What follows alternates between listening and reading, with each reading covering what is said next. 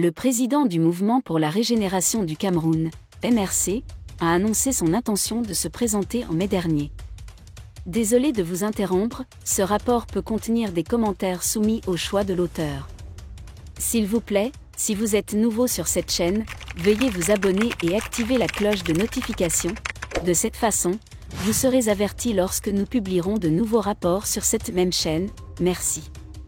Introduit en octobre 2023, il expose la menace d'un boycott si la Constitution n'est pas amendée.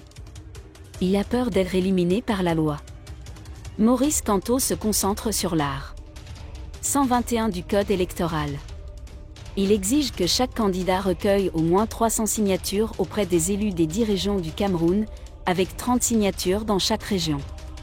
Le document précise que les signataires doivent avoir le statut de sénateur, de député, de membre de la chambre consulaire, de conseillers provinciaux ou municipaux ou de chefs traditionnels de premier niveau.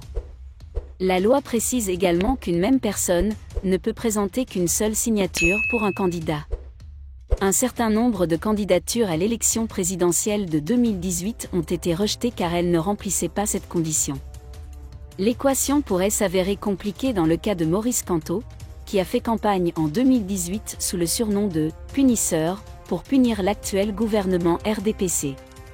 Il s'avère que 121 articles du Code électoral soutiennent le boycott systématique du voile de Maurice Kamto.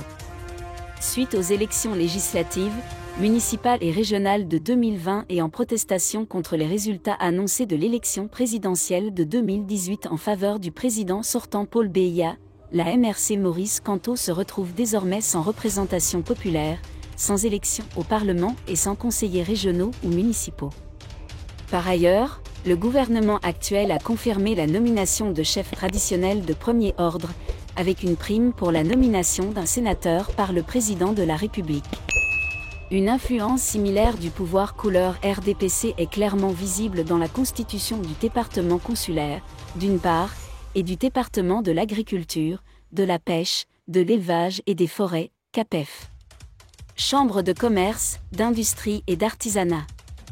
Elle est exécuteur du châtiment, a peur d'être brûlé par ce système judiciaire, qui a levé suffisamment de forces militaires contre le gouvernement actuel à travers des « marches blanches » qui, à un moment donné, ont définitivement enflammé les rues.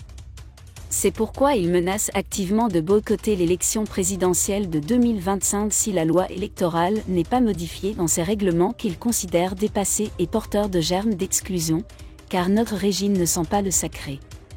Face à cette menace, les voix de ses anciens collaborateurs se font entendre pour critiquer le « caractère non viable » de l'idée. Sam Severin Ango, un transfuge du MRC désormais allié au parti au pouvoir RDPC, a lancé une action pour faire comprendre que le processus électoral au Cameroun ne doit pas être influencé par « l'humeur » de Maurice Kamto. En effet, au plus tard le 6 mai 2023, le président national du MRC, parlant de l'élection de 2018, déclarait que « il faut savoir tourner la page pour entamer un nouveau départ ».